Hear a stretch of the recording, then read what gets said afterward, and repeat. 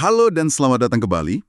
Kali ini kita akan langsung terjun membahas gimana sih memahami pola motivasi bawah sadar itu bisa benar-benar mengubah cara Anda merekrut.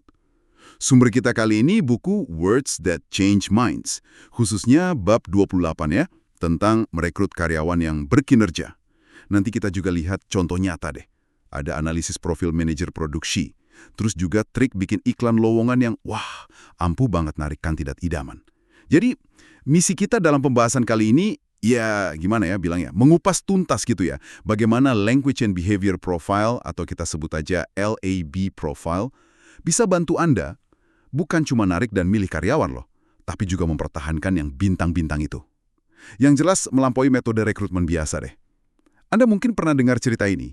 Ada perusahaan manufaktur, kualitas kandidatnya itu, wah, melonjak drastis. Bayangin aja, awalnya mereka nyaring 300 pelamar, cuma dapat satu yang cocok. Terus, setelah pakai strategi ini, dari 100 pelamar, bisa dapat 8 kandidat unggul. Gokil kan? Kuncinya itu ya, di LAB profile ini. Nah, mari kita bongkar bareng-bareng rahasianya. Kita sering dengar ya keluhan soal rekrutmen, prosesnya kadang ribet, hasilnya juga sering untung-untungan, gitu kan?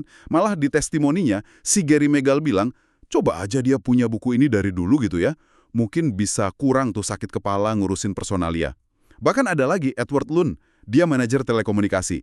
Profitnya naik loh 10-30%, cuma gara-gara nerapin LAB profile pas mutusin rekrutmen. Ini kayaknya sinyal ya, kalau metode tradisional yang kadang cuma ngandelin intuisi atau tes yang kaku gitu, mungkin emang belum cukup. Betul sekali. Ngandelin intuisi aja pas rekrutmen itu, wah resikonya gede banget. Kita itu tanpa sadar ya, punya kecenderungan kuat buat rekrut orang yang mirip kita. Punya gaya mikir sama, cara ngomong mirip, bahkan latar belakangnya juga. Akibatnya, kita bisa aja ngisi posisi kosong itu sama kloningan diri sendiri. Padahal yang dibutuhin tim mungkin malah sosok yang polanya beda banget, buat nambah keseimbangan atau perspektif baru gitu. Sementara itu, alat psikometri lain, ya meskipun ada gunanya ya, kadang rasanya terlalu kaku, terlalu mengkotak-kotakan. Seringnya kan ngasih label kepribadian yang kayaknya permanen gitu. Anda tipe A, Anda introvert, ya gitu-gitulah. Padahal kita tahu kan, manusia itu dinamis. Perilaku, motivasi kita bisa berubah tergantung situasi, tergantung konteksnya. Anda mungkin fokus banget ke detail pas kerja. Tapi pas liburan, ya lebih santai kan. Nah, yang menarik dari LAB profile ini, pendekatannya itu lebih kontekstual. Dia nggak ngasih label permanen. Fokusnya itu memahami gimana sih seseorang termotivasi, gimana dia proses informasi, dan gimana dia cenderung berperilaku dalam situasi yang spesifik, kayak di tempat kerja misalnya. Jadi ini bukan soal siapa Anda, tapi lebih ke gimana Anda berfungsi dalam peran ini.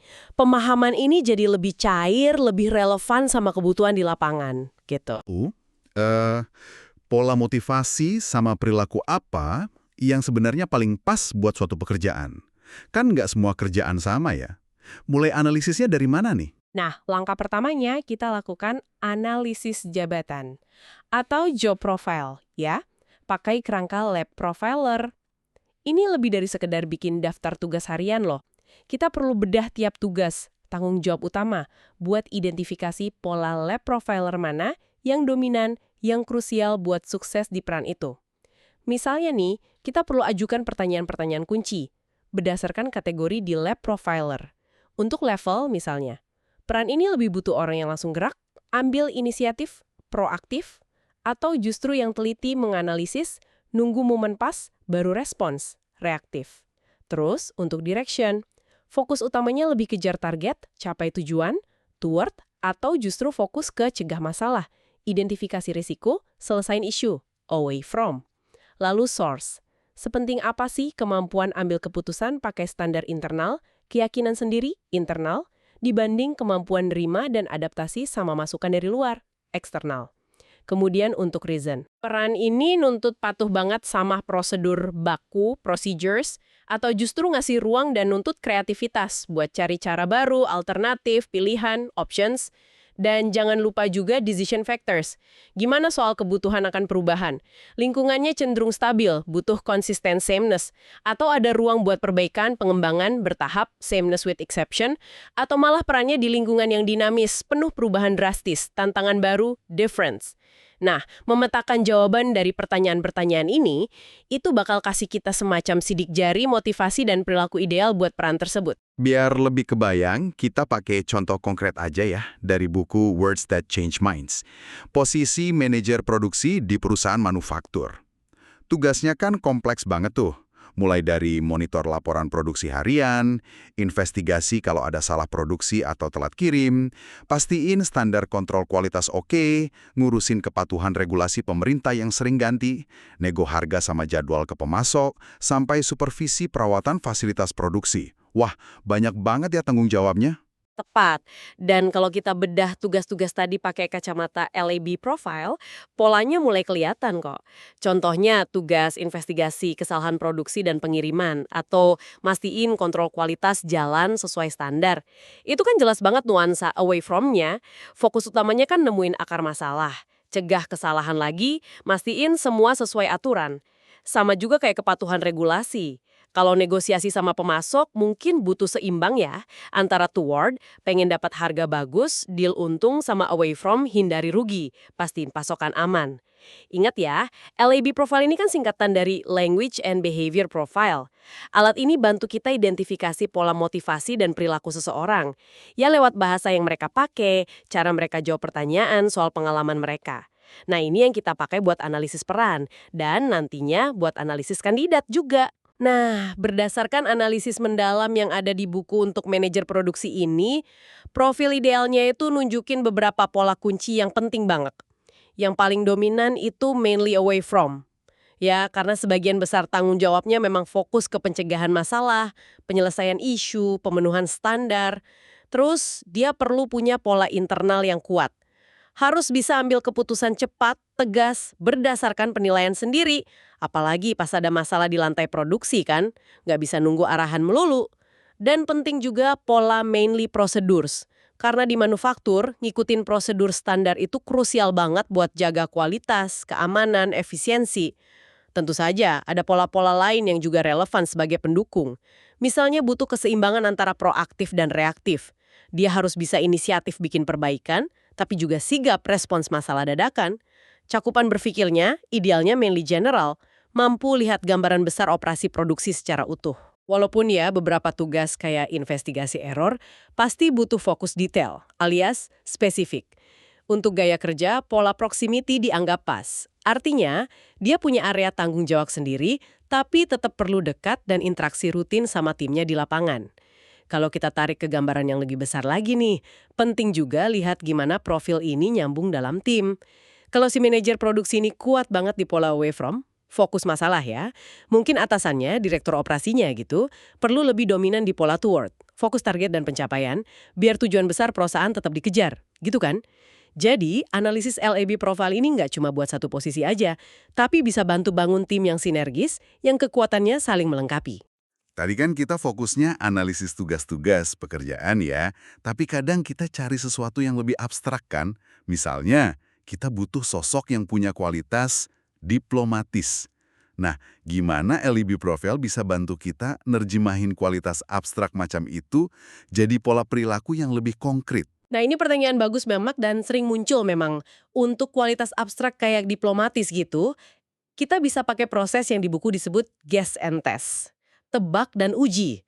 Langkah pertama, kita definisiin dulu perilaku spesifik apa aja sih yang kita maksud dengan diplomatis. Misalnya, orang diplomatis itu biasanya mampu memahami perasaan sudut pandang orang lain, peka baca bahasa tubuh, nada suara. Terus bisa cegah atau selesaikan konflik antar personal dengan elegan, nggak bikin tegang baru, pandai bangun hubungan kerja yang harmonis. Gitulah kira-kira. Nah, setelah definisi perilakunya jelas, kita mulai nebak pola LAB profile apa aja yang kira-kira mutlak harus ada biar orang bisa nunjukin perilaku diplomatis tadi. Kita bisa hipotesis nih, mungkin butuh pola other yang kuat, kemampuan fokus ke orang lain, membaca mereka, mungkin juga butuh choice di kategori stress response. Artinya dia punya pilihan respons pas tertekan, nggak otomatis emosional, feeling, atau kaku, thinking. tapi bisa milih respons yang paling pas. Kemungkinan juga butuh kombinasi away from buat antisipasi, cegah potensi konflik, sama sedikit toward buat proaktif bangun hubungan baik. Langkah terakhirnya itu menguji tebakan kita. Kita tanya ke diri sendiri, bisa nggak sih seseorang tetap kita anggap diplomatis kalau dia punya pola yang kebalikannya? Contoh, bisa nggak orang yang polanya sangat self-focus, utamanya ke diri sendiri, kebutuhan sendiri dibanding others, bisa benar-benar efektif dalam diplomasi interpersonal? Kayaknya susah ya? Atau bisa nggak orang yang respon stresnya dominan feeling, gampang banget kebawa emosi, jadi penengah konflik yang handal dan objektif? Mungkin susah juga. Nah, proses uji ini bantu kita nyaring dan identifikasi kombinasi pola inti yang benar-benar jadi dasar kualitas abstrak yang kita cari. Misahin dari pola-pola lain yang mungkin orang itu punya, tapi nggak esensial buat kualitas diplomatis itu sendiri. Nah, ini dia nih bagian yang menurut saya sangat menarik dan praktis banget. Setelah kita susah payah analisis peran, identifikasi profil idealnya, baik dari tugas maupun kualitas yang dicari, gimana caranya kita manggil orang-orang yang cocok ini biar mau ngelamar? Ingat cerita perusahaan manufaktur di awal tadi kan? Lonjakan kualitas kandidat mereka itu kuncinya di cara mereka nulis iklan lowongan kerja. Gimana tuh detailnya? Persis. Kuncinya itu pakai yang namanya bahasa pengaruh atau influencing language yang sengaja dirancang biar selaras sama pola LAB profile yang kita targetkan. Bahasa yang kita pilih di teks iklan, di deskripsi pekerjaan, bahkan di judul lowongan, itu bakal kerja kayak peluit anjing gitu. Secara bawah sadar bakal lebih narik perhatian orang-orang yang punya pola motivasi dan perilaku yang cocok. Sementara yang polanya beda, mungkin bakal ngerasa kurang klik atau kurang tertarik aja. Contohnya gini deh, biar lebih konkret ya. Kalau Anda butuh orang yang proaktif, pakai banyak kata kerja aktif, frasa yang nyiratin kecepatan, inisiatif, ambil alih sekarang, dorong penjualan, wujudkan target, bertindak cepat, mulai proyek ini. Sebaliknya, kalau perannya lebih butuh reaktif, bahasanya bakal lebih tenang, analitis. Pikirkan baik-baik solusinya, analisis data ini secara mendalam, pahami kebutuhan klien sebelum bertindak, respons terhadap perubahan pasar. Kalau target Anda orang dengan pola away from, ya tonjolkan aspek-aspek kayak memecahkan masalah kompleks, mencegah resiko operasional, menghindari kesalahan kritis, menjamin kepatuhan 100%, menemukan apa yang salah dan memperbaikinya. Kalau yang dicari toward, bahasanya bakal lebih positif. Orientasinya ke tujuan, mencapai target penjualan ambisius, meraih pangsa pasar baru, mewujudkan visi perusahaan, mendapatkan bonus kinerja, berkontribusi pada kesuksesan tim. Untuk decision factors, ini juga penting. Kalau butuh orang yang suka perubahan drastis, tantangan baru, difference, pakai kata-kata kayak peluang unik, lingkungan kerja yang revolusioner, membangun sesuatu dari nol, tantangan yang benar-benar baru setiap hari. Kalau yang dibutuhin orang yang nyaman sama perbaikan bertahap, evolusi, sameness with exception, pakai frasa kayak mengembangkan proses yang sudah ada, meningkatkan efisiensi tim, perbaikan berkelanjutan adalah kunci, evolusi peran seiring waktu. Dan kalau butuh stabilitas, konsistensi, sameness, tekankan, menjaga standar kualitas yang tinggi, mempertahankan kinerja yang solid, stabilitas kerja jangka panjang, lingkungan kerja yang terstruktur dan dapat diprediksi. Wah, ini perlu hati-hati juga ya berarti. Jangan sampai iklan lowongan yang kita bikin malah, tanpa sadar nyerminin profil kita sebagai penulis iklannya, bukan profil kandidat ideal yang kita cari. Buku ini kan ngasih contoh analisis iklan software tuh. Secara visual, iklannya mungkin keren, nyolok mata, pakai desain baru yang narik orang difference. Tapi pas dibaca teksnya, isinya ternyata banyak ngomongin soal peningkatan fitur dari versi sebelumnya, pengembangan berkelanjutan, bahasa yang lebih cocok buat orang sameness with exception. Bisa-bisa kita narik orang yang salah gara-gara pesannya nggak konsisten gini. Tepat sekali. Konsistensi antara pesan visual, judul, sama isi teks iklan itu krusial banget. Dan yang lebih penting lagi, ya keselarasan antara bahasa yang dipakai sama profil LAB profile target. Iklan yang dirancang cermat pakai bahasa pengaruh yang tepat, itu bakal berfungsi kayak magnet super spesifik. Dia bakal narik kandidat yang paling sesuai sama kebutuhan peran, sekaligus secara halus nolak mereka yang polanya kurang cocok. Coba bayangin deh, kalau Anda keliru pakai bahasa difference padahal butuhnya sameness. Kandidat kayak apa yang bakal tertarik? Ini sering kejadian kan?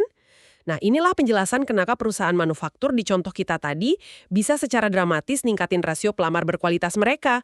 Mereka berhenti nebor jala secara acak dan mulai manggil target mereka pakai bahasa yang tepat. Oke. Jadi prosesnya udah mulai kelihatan jelas nih. Kita udah punya profil jabatan yang detail, ya, berdasarkan analisis LAB profile, kita udah bikin iklan lowongan yang ngomong langsung ke kandidat ideal, pakai bahasa pengaruh yang pas, dan sekarang, katakanlah beberapa kandidat potensial udah duduk di depan kita nih, siap buat wawancara atau asesmen lebih lanjut. Nah, gimana LAB profile bantu kita di tahap krusial ini, pas milih mana yang terbaik di antara yang baik? Di tahap inilah kekuatan perbandingan LAB profile benar-benar terasa. Kita bakal bandingin profil LAB profile masing-masing kandidat yang kita gali infonya lewat wawancara terstruktur pakai pertanyaan spesifik dari LAB profile atau mungkin asesmen tertulis kalau ada. Kita bandingin sama profil jabatan ideal yang udah kita susun di awal tadi. Kita balik lagi ke contoh manajer produksi tadi. Di buku ada perbandingan antara dua kandidat finalis. Sebut aja namanya John sama Bob. Setelah profil LAB profile keduanya ditetain, si John ini direkomendasikan sebagai pilihan yang lebih cocok dibanding Bob. Alasannya? Bukan melulu karena John pengalamannya sekian tahun lebih lama atau skill teknisnya sedikit lebih unggul. Bukan cuma itu, tapi karena kombinasi pola motivasi dan perilaku kerjanya, dominasi away from-nya, kekuatan internalnya, kecenderungan procedures-nya, dan pola-pola lainnya, secara keseluruhan itu jauh lebih klop, lebih selaras sama tuntutan unik peran manajer produksi di perusahaan itu. Ini soal nemuin kecocokan ya, the fit, di level yang lebih dalam. Di level gimana otak mereka terprogram buat kerja dan termotivasi. Seperti yang dibilang Gordon Brown, seorang VP di firma Executive Search, di testimoninya di buku. Pakai teknik LAB profile ini, kandidat disaring masuk dan keluar jauh lebih tepat.